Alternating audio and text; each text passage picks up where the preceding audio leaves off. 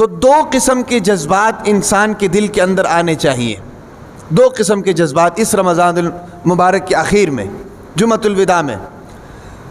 ان میں سے پہلا کیا ہے کہ ہمیں ایک تو یہ ہے کہ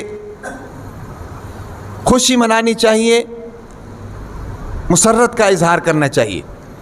وہ کس لیے خوشی منانی چاہیے، مسرت کا اظہار کس لیے کرنا چاہیے؟ وہ اس لیے کرنا چاہیے کہ اللہ تعالیٰ نے ہمیں رمضان المبارک کا ایک تو مہینہ عطا فرمایا، دوسرا رمضان المبارک کے مہینے میں اتنی عبادات کی توفیق عطا فرما دی۔ دیکھیں نوافل بھی ادا کیے جا رہے ہیں، جناب صدقات بھی دیے جا رہے ہیں، افطاریاں بھی کرائی جا رہی ہیں، سحریاں بھی کرائی جا رہی ہیں۔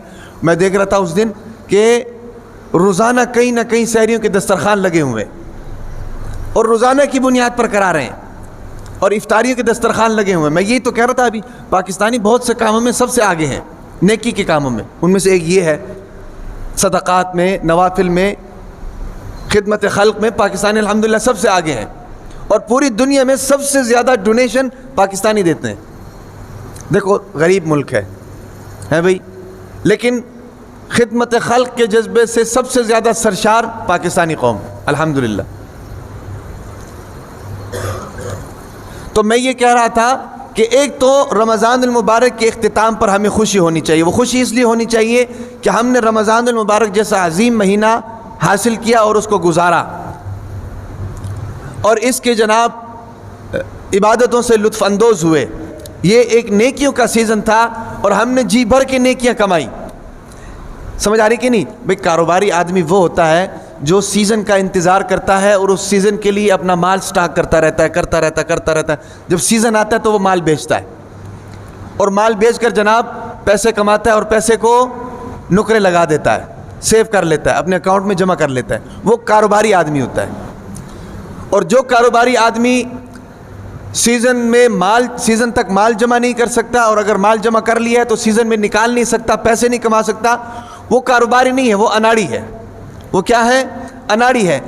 تو اللہ تعالیٰ کا شکر اس لیے ادا کرنا چاہیے، خوشی کا اظہار اس لیے کرنا چاہیے کہ ہم نے رمضان المبارک کا جو نیکیوں کا سیزن گزارا ہے اور اس میں دبا کر جو نیکیاں کمائی ہیں وہ کسی اور دن میں ہمیں حاصل نہیں ہو سکتی تھی، ہم نے اس مہینے میں کما لی۔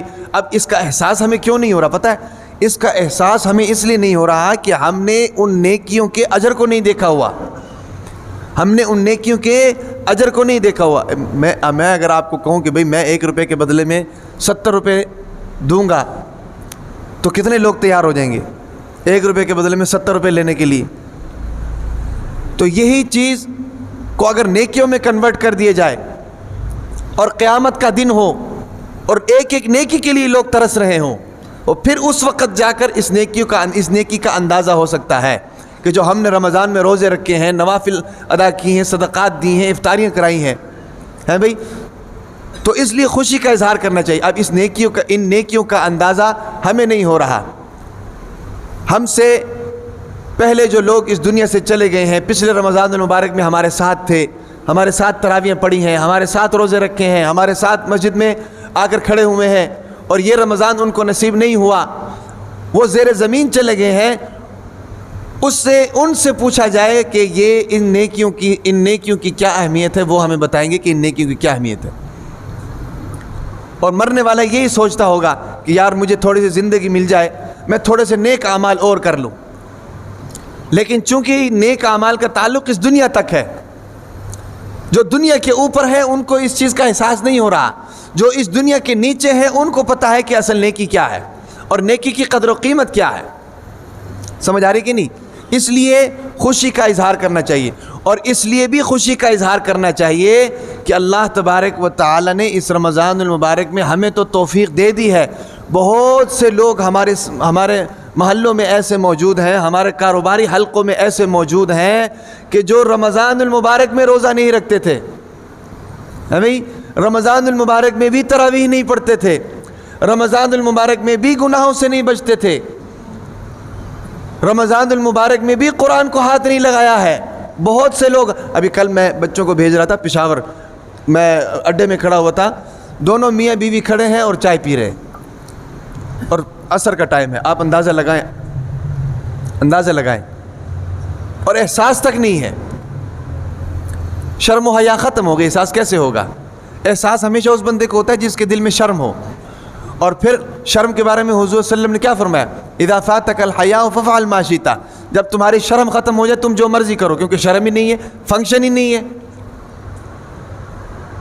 جب شرم ختم ہو جائے تو جو مرضی کرو. یہ جو اب نارمل لوگ ہوتے ہیں، عقل جن کی معاف ہوئی ہوتی ہے، دماغ جن کا خراب ہوا ہوتا ہے، پاگل لوگ ہوتے ہیں، آپ نے دیکھا ہوگا وہ ننگے ترنگے ہو کر پھر رہے ہوتے ہیں ادھر. کیوں؟ احساس نہیں ہے. احساس کیوں نہیں ہے؟ شرم نہیں ہے. شرم کیوں نہیں ہے؟ عقل نہیں ہے تو شرم کہاں سے آئے گی؟ سمجھ آ رہی کہ نہیں؟ تو اس لحاظ سے بھی ہمیں خوشی کا اظہار کرنا چاہیے، مسرت کا اظہار کرنا چاہیے کہ اللہ تبارک و تعالی نے ہمیں توفیق دے دی. ہم جیسے گناہ گاروں کو اس چیز کی توفیق دے دی کہ بھئی آپ رمضان کے روزے رکھیں، آپ راتوں کی تراویح پڑھیں، آپ قرآن سنیں اور سنائیں. سمجھ آ رہی کہ نہیں؟ تو دو کاموں میں سے ایک کام یہ ہونا چاہیے کہ ہمیں اپنے کاموں کی اس رمضان المبارک کی خوشی ہونی چاہیے. اور دوسرا کام ہم یہ کریں اس جمعۃ الوداع کے موقع پر کہ ہم لوگ دلوں کے اندر ڈر کو پیدا کریں، اللہ تبارک و تعالیٰ سے ڈریں. وہ کس لیے ڈریں؟ وہ اس لیے ڈریں کہ ایک مرتبہ حضور نبی اکرم صلی اللہ علیہ وسلم مسجد نبوی میں تشریف لائے، اور مسجد نبوی میں تشریف لا کر صحابہ کرام رضوان اللہ علیہم اجمعین تشریف فرما تھے. حضور صلی اللہ علیہ وسلم جمعے کے لیے تشریف لائے، اور جو ممبر تھا حضور صلی اللہ علیہ وسلم کا، اس کی 3 سیڑھیاں تھیں. پہلی سیڑھی پر حضور نبی اکرم صلی اللہ علیہ وسلم نے قدم مبارک رکھا اور آمین فرمایا.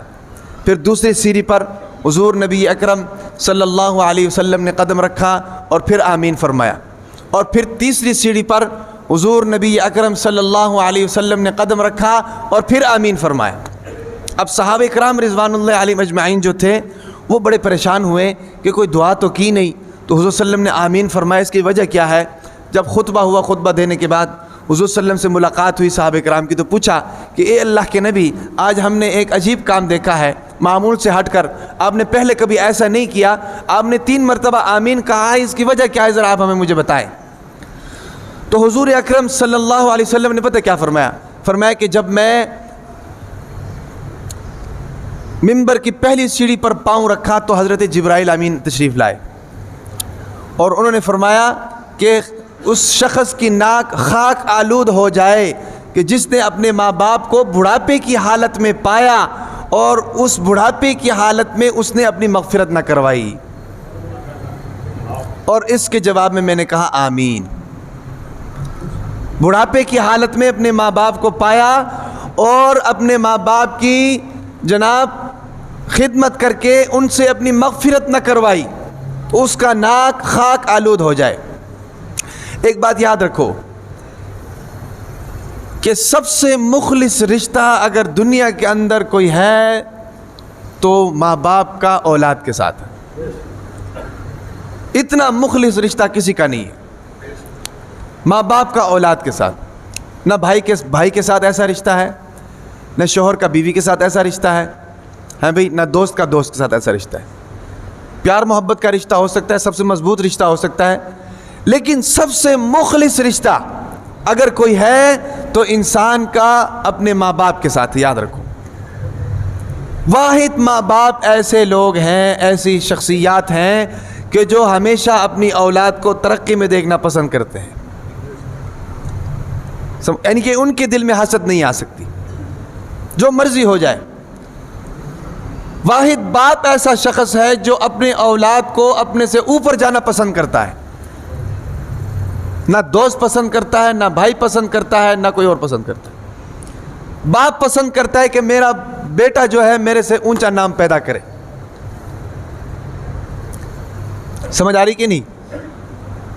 تو اس لیے حضور نبی صلی اللہ علیہ وسلم نے آمین کہا کہ اس شخص کے لیے جو اپنے ماں باپ کو بڑھاپے کی حالت میں دیکھے اور ان کی خدمت نہ کرے، اپنی مغفرت نہ کروائے. سمجھ آ رہی کہ نہیں؟ اور پھر میں آپ کو بتاؤں، سب سے مخلص رشتہ ماں باپ کا ہے. اسی وجہ سے ماں باپ کی دعاؤں میں اثر رکھا گیا ہے، اس لیے ماں باپ کی دعاؤں کی فضیلت بیان کی گئی ہے، اس لیے ماں باپ کی خدمت کو واجب قرار دیا گیا ہے، کیونکہ یہ تمہارے سب سے قریب ہے، یہ تمہارے لیے سب سے مخلص ہے. سمجھ آ رہی کہ نہیں؟ تمہیں خوشی ہوتی ہے تو ان کو خوشی ہوتی ہے، تمہیں غمی آتی ہے تو ان کو غمی آتی ہے، تمہیں درد ہوتی ہے تو ان کو درد ہوتی ہے، تم ترقی کرتے ہو تو یہ ترقی کرتے ہیں۔ سمجھ آ رہی کہ نہیں؟ اور پھر قدم قدم پر دعائیں دینے والے ماں باپ ہی ہوتے ہیں، اور کوئی اتنے دعائیں نہیں دیتا۔ قدم قدم پر دعائیں دینے والے، چاہے وہ دل سے نکلے چاہے زبان سے اقرار ہو، وہ ماں باپ جیسی ہستیاں ہوتی ہیں جو قدم قدم پر دعائیں دیتی ہیں۔ تو اس لیے فرمایا کہ ایسی شخصیات کہ جن کا رشتہ اخلاص پر مبنی ہو، ایسی شخصیات جن کے اندر اللہ تعالیٰ نے فطری محبت ڈال دی ہو، ایسی شخصیات کہ جو قدم قدم پر دعائیں دیتی ہوں، اس کے باوجود دعائیں نہ لیں، تو اس سے بڑا بدقسمت کون ہو سکتا ہے؟ اس لیے حضور اکرم صلی اللہ علیہ وسلم نے حضرت جبرائیل علیہ السلام کی اس بد دعا پر آمین کہا۔ اب ذرا آپ اندازہ لگائیں، جمعے کا دن ہے بھئی، منبر پر پاؤں ہے، مسجد نبوی کا ماحول ہے، صحابہ کرام کا مجمع ہے، اور ذات کون سی ہے؟ حضور نبی کریم صلی اللہ علیہ وسلم کی ذات ہیں جو آمین کہہ رہی ہیں، اور دعا کرنے والے حضرت جبرائیل ہیں، اور کر کس سے رہے ہیں؟ اللہ تعالیٰ سے کر رہے ہیں۔ تو بتاؤ قبولیت میں کوئی شک رہ گیا؟ یہ تو قبول دعائیں ہیں۔ تو میں یہ کہہ رہا تھا کہ آج کے دن جہاں مسرت اور خوشی کا موقع بنتا ہے، وہاں ڈرنے کی بھی ضرورت ہے۔ تو اس کی وجہ یہ ہے، تو ایک پاؤں جب پہلے منبر پر پاؤں رکھا تو حضور صلی اللہ علیہ وسلم نے آمین کہا، تو صحابہ کرام نے پوچھا تو حضور صلی اللہ علیہ وسلم نے بتایا کہ یہ وجہ تھی۔ اور پھر دوسری سیڑھی پر پاؤں رکھا تو آمین کہا، اس کے بارے میں حضور صلی اللہ علیہ وسلم نے بتایا کہ دوسری دعا حضرت جبرائیل نے یہ کی کہ خاک آلود ہو جائے اس شخص کا ناک، یعنی ہلاک ہو جائے۔ خاک آلود ہونے کا مطلب ہلاک ہو جائے وہ شخص کہ جس کے سامنے آپ کا نام لیا جائے اور پھر وہ آپ پر درود نہ بھیجے، وہ ہلاک ہو جائے۔ سمجھ آ رہی کہ نہیں؟ حضور نبی کریم صلی اللہ علیہ وسلم ایسی شخصیت ہیں اور ایسی ذات ہیں کہ اس دنیا کے اندر سب سے زیادہ احسانات اگر کسی شخصیت کے ہمارے اوپر ہیں تو آپ صلی اللہ علیہ وسلم کے ہیں۔ تکلیفیں برداشت کی، دکھ برداشت کیے، مصیبتیں برداشت کی ہیں بھئی، سوشل بائیکاٹ کیا گیا، رشتہ داریاں ٹوٹ گئیں، بیٹیوں کو طلاقیں ہوئیں ہیں بھئی، زہر بھی دیا گیا، اور جناب طائف کے میدان میں پتھر بھی کھائے ہیں بھئی، کتنے ساتھی شہید کروا دیے۔ یہ اتنی تکلیفیں کیوں برداشت کیں؟ وہ اس لیے برداشت کیں کہ اللہ تبارک و تعالیٰ کا یہ حکم ہم تک پہنچا سکیں۔ آج جو ہم اپنے مسلمانی پر فخر کرتے ہیں بھئی، اپنے کلمہ گو ہونے پر فخر کرتے ہیں، اپنے اسلام پر ہونے پر فخر کرتے ہیں، عاشق رسول ہونے پر فخر کرتے ہیں، وہ انہی وجوہات کی بنیاد پر کرتے ہیں۔ سمجھ آ رہی کہ نہیں؟ اور سب سے بڑی نعمت، سب سے بڑی دولت اس دنیا اور آخرت کے اندر اگر کوئی ہے تو وہ ایمان کی دولت ہے، اور وہ ایمان کی دولت حضور نبی اکرم صلی اللہ علیہ وسلم ہمارے لیے چھوڑ کر گئے۔ اس سے بڑا احسان کوئی ہو سکتا ہے؟ سب سے بڑا احسان۔ اور پھر اس کا نام آ جائے اور اس کا نام آنے کے بعد ہم درود نہ پڑھیں، یہ کتنی بڑی بدقسمتی ہے۔ اس لیے اس کا اہتمام ضرور ہونا چاہیے، ورنہ ہم اس بد دعا کے اندر شامل ہیں، یاد رکھیں۔ اور پھر لکھنے میں بھی ہم لوگ بہت سستی کرتے ہیں۔ لکھنے میں بھی ہم لوگ آپ صلی اللہ علیہ وسلم کا نام لکھتے ہیں تو صاد لام عین میم لکھتے ہیں یا صاد لکھ دیتے ہیں۔ یہ بھی نہیں لکھنا چاہیے، بلکہ پورا لکھنا چاہیے صلی اللہ علیہ وسلم۔ اور ہر وقت درود شریف ہماری زبان پر ہونا چاہیے۔ اگر ہم لمبا درود نہیں پڑھ سکتے تو صلی اللہ علیہ وسلم 1 سیکنڈ میں پڑھا جاتا ہے، اس کا معمول ہونا چاہیے۔ سمجھ آ رہی کہ نہیں؟